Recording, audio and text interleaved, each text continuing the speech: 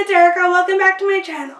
Today I wanted to talk about all the books that I read in January. I read 10 books, so I have lots to talk about.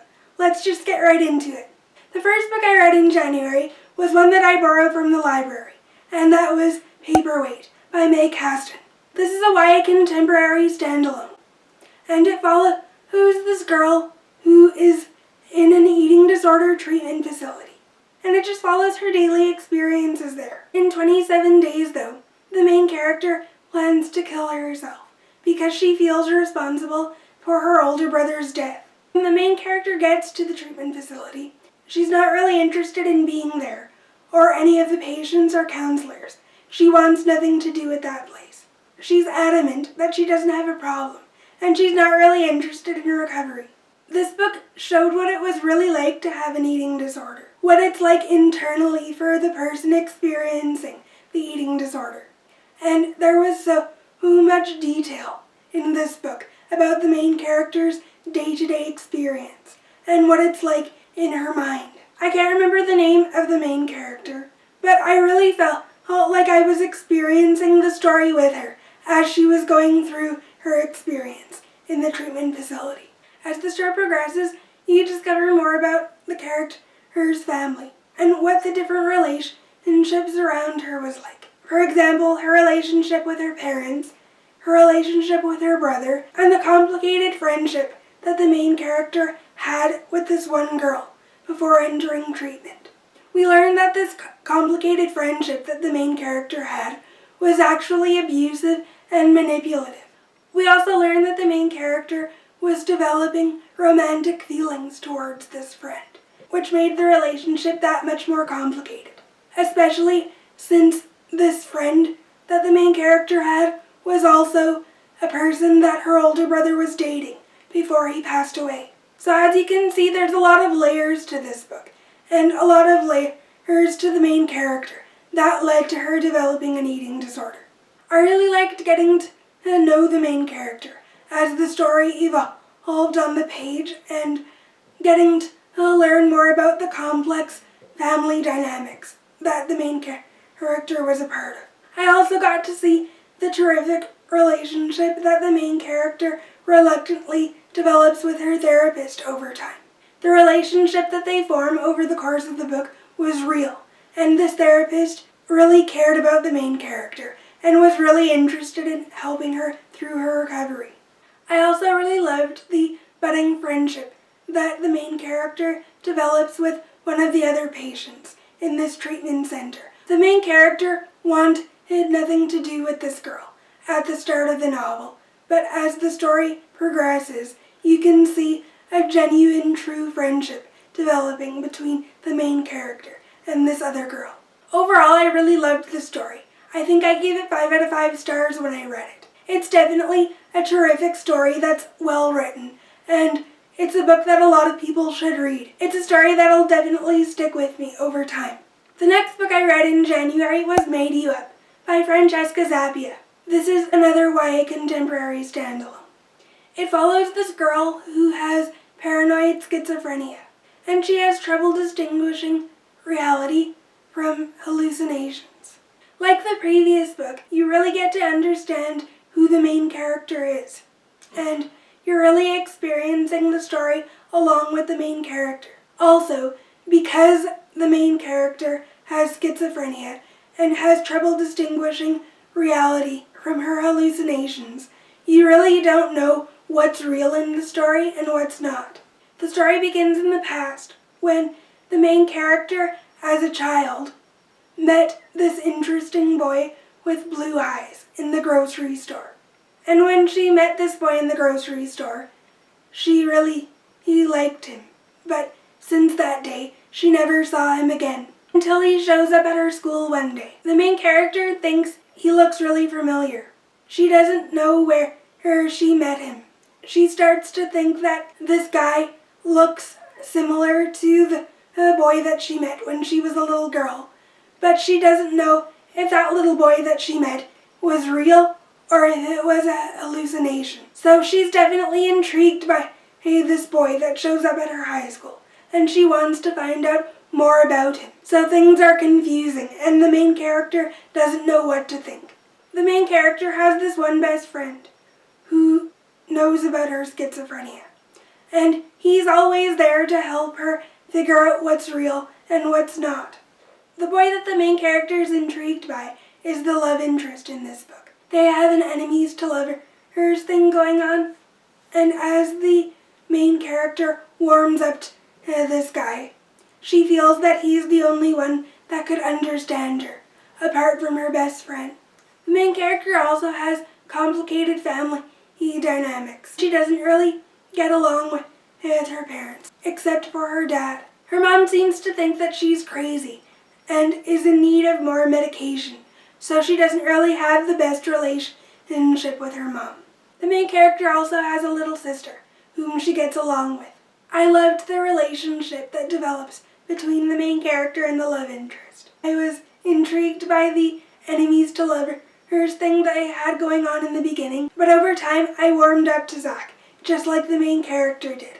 He was so caring and sweet. He seemed to really love her, and he accepted her for who she was, even though she does have paranoid schizophrenia. I enjoyed the surprising plot twist in this book. I didn't see it coming. I was shocked by it. I liked the conclusion to this story, and the events leading to the conclusion. The main character recognizes that she's struggling with her disorder, and she likes to make it seem like she has it all together, but she recognizes that she does need help, and she's not afraid to admit that. I'm really glad how that part of the story was approached. I loved the conclusion to this story. It was sweet, and I loved the happy ending that the main character got with the love interest. It was awesome. I really enjoyed this book as well. I gave it 5 out of 5 stars when I read it. It's also a story that'll stick with me through time. The next book I read in January was What He Doesn't Know by Kandi Steiner. This is the first book in an adult romance duet. Like I said in my book haul, I've heard everyone talking about this book lately, especially since Kandi Steiner is coming out with a third book in this series. The third book follows the romance of the guy that Charlie didn't pick in this duet. So I wanted to read this duet so I would be prepared when the third one comes out.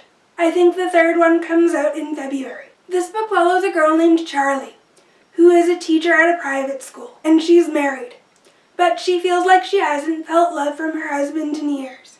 So she's not really in a good place in her marriage. Everything changes when an old flame comes back into town, and he makes Charlie feel things that she hasn't felt in her marriage for years. I loved the relationship between Charlie and Reese. Reese is the old flame in this book. Reese is the best friend of Charlie's older brother. And Charlie, he had a big crush on him back when she was in high school. Plus there's an age gap between Charlie and Reese. So it was definitely a forbidden romance back then. But now that both characters are in their 30s, it doesn't really seem that big of a deal anymore, except that Charlie is married to somebody else. I just loved how the relationship developed between Charlie and Reese in this book. It seemed so genuine, and I felt like Reese understood Charlie emotionally a lot better than her husband did in this book. I also loved the maturity in the relationship. The characters are in their 30s, so these characters have lived, and Charlie and Reese both have been through some troubling things in their past. And this book definitely touches on those experiences. You get to know each of them individually, and you get to see them together as a romance develops between them. I think I gave this book 5 out of 5 stars when I read it.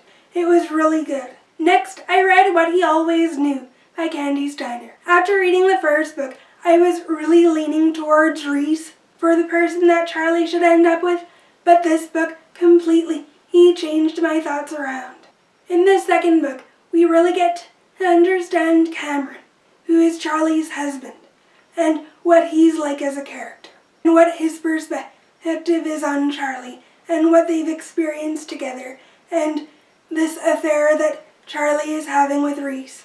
You can definitely tell that Cameron really loves Charlie, and he regrets the mistakes that he's made in the past in their marriage. I was surprised who Charlie ultimately he ended up with, but I understand why she chose who she chose. Charlie and Reese never had an opportunity to have a relationship, and it was Cameron who showed her what romance in a relationship could be after Charlie finished high school. Cameron is the person who really knew Charlie as an adult and lived through different experiences with her, so it doesn't surprise me that Charlie chose him. However, that being said, I still think out of the two guys, Reese was the person who understood Charlie the most emotionally. I feel like as a reader, we didn't really get to know Cameron enough on page. Cameron and Charlie's relationship was like in college, so I feel like we didn't really get a chance to know him in the present. Even though I did like this story overall, I was slightly disappointed with Charlie's choice, even though I understood why she chose Cameron. Next up, I read Believe by Erin McCarthy. This is the third book in the True Believer series, and this is a new adult romance series.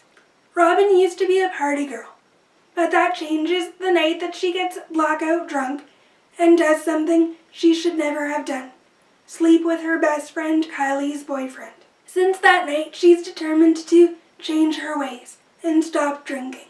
Because she feels guilty for what he's done, she withdraws from the friend group, and everyone is wondering what's up with her or what happened to her to make her not want to go out anymore and to not really want to be around the group. Phoenix, the love interest, has recently gotten out of jail, and he's just trying to get back on his feet. Robin knows that she probably shouldn't get involved with him, but for some reason she's intrigued by him.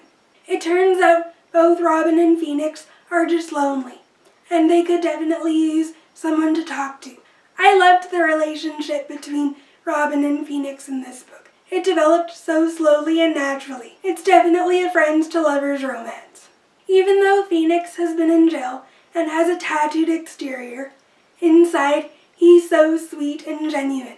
He really cares about being friends with Robin and being there to support her with whatever she needs. Phoenix doesn't like how everyone's inquiring about what's wrong with Robin or what happened to her. And Phoenix does what he can to support her and thinks Robin's life is her private business, so he protects her in that way. I just love how Robin and Phoenix slowly open up to each other about what they've been through, and from there, their relationship blossoms into something more. Phoenix is a really good boyfriend to Robin, and I just really loved everything about their relationship. I gave this book 5 out of 5 stars. Since finding out her boyfriend cheated on her, Kylie hasn't been in a good place. She's always been a bubbly, optimistic person, but this incident throws her for a loop. On top of that, she's failing chemistry. Kylie finds a tutor to help her in chemistry, and her tutor is Jonathan Kaddish, the love interest in this story. After Jonathan tutors Kylie, the two of them have a one-night stand. Kylie doesn't expect to hear from Jonathan again until she learns that she's pregnant. She doesn't know what to do about the pregnancy at first, but she eventually decides that she does want to keep it. When she tells Jonathan, she's not really expecting anything from him, but Jonathan is determined to be a good dad and to be there for Kylie through this pregnancy. Jonathan is really smart, and he intrigued me from the beginning in this story. Neither of them expect for a relationship to develop between them, and both of them aren't really sure if a relationship is a good idea. As the story progresses, though, both Kylie and Jonathan realize that they are developing true feelings for each other. Jonathan doesn't really have a good relationship with his dad, and his dad is kind of an ass. But when he learns that Kylie is pregnant, he's determined to be a good dad and be there for the child. I won't give too much away about the story, since it's best to go into the story not really knowing anything, but I did really love how the relationship evolved. It was a really sweet romance, and he took care of her in his smart guy kind of way. I always liked his smart jokes in this book. I gave this book 4 out of 5 stars. I really enjoyed it, and it was a good way to end the series. Next up, I read Graceling by Kristin Cashore. This is the first book in a YA fantasy trilogy, but this is a companion trilogy. So the first book follows a set of characters, and the second and third book follow different characters. But all 3 books in this trilogy are in the same world. This story follows who's a girl named Katza, who's become known as the Graceling. In this world, people have different powers that are called Gracelings. Katza's Graceling is a special power because she can kill people easily with her bare hands. Katza thinks she should be recognized, but people are afraid of her, so instead she becomes the king's thug. And Katza is part of a group of rebels that are trying to stop the corrupted king. During one of her travels, she comes across this guy, who she later learns is Prince Greening, or Prince Po. Prince Po has visited her kingdom because he thinks that someone has kidnapped his grandfather. She tells Po that her and her group have already rescued his grandparent. Po shares Katza's fighting skills, and they agree to become sparring partners. But later, she learns that Po's Graceling is actually a form of mind control. As the story progresses, Katza learns that a king in one of the 7 kingdoms is controlling people's minds and telling them lies about certain things that are going on. So Katza, along with Po and the rest of the rebel group, seek to stop this king. I did enjoy this book. I gave it 3 out of 5 stars. The world was interesting, and I enjoyed the character of Katza. She seemed very independent and not afraid to make her own choices. I also didn't really like the romance that developed between Po and Katza. I didn't really feel that the relationship was as deep or as real as the story made it seem. I also felt that the story, in general, dragged in some parts, and those parts were boring. Even though I did enjoy the world in this book, and I did enjoy the characters overall, the story didn't really hold my attention, which is why I gave it 3 out of 5 stars. I planned to binge read the whole trilogy in January, but because I was somewhat disappointed with this book, I ended up not picking up the rest of the trilogy. Since this is a companion trilogy, and the other 2 books follow different characters, I do want to pick the other 2 up in February. The next book I read in January was Fallen Kingdoms by Morgan Rhodes. This is the first book in a YA fantasy series. Nearly everyone on BookTube has heard about this series, so I won't go into detail about what it's about. I loved the point of view that the author chose to write the series in. It's written in third-person, omniscient point of view. You do get multiple perspectives from the main players in this series, and getting to understand their perspectives and their feelings towards their different situations in this book, while also getting a bird's eye view of the world in this story and what's actually happening between the 3 different kingdoms in this series. We follow Cleo, who is a princess in the Aranos kingdom. This is the southern kingdom in this series, and it's the richest kingdom in this world. Then there's Limeros, which is like a middle kingdom in this series, because it's not as rich as Aranos, but it's not a poor kingdom either. Then the 3rd kingdom in this series is Palasia. Palasia is the poorest kingdom. I really enjoyed getting to know all of the characters in this series.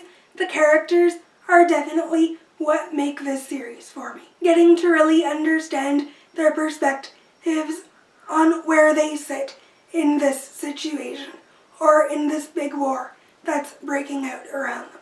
My favorite characters from this first book are Magnus and Cleo. I definitely enjoyed them the most.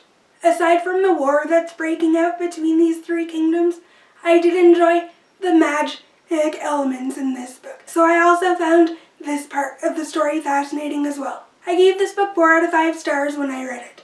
It's definitely a fantastic start to the series. The final book that I read in January was Rebel Spring by Morgan Rhodes.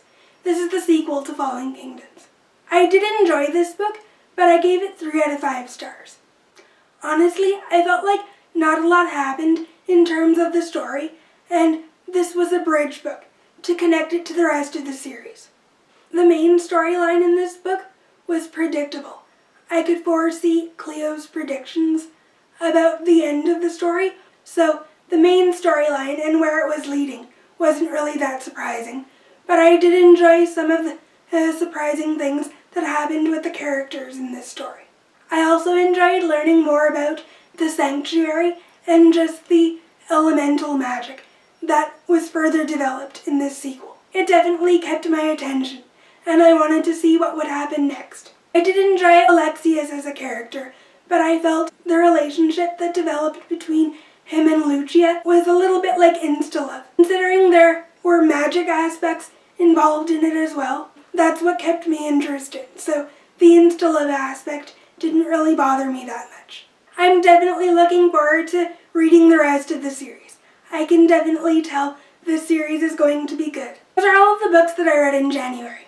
If you want to see more videos from me, I'll put some videos up on the screen in case you guys want to check those out. Also, don't forget to hit that subscribe button as well.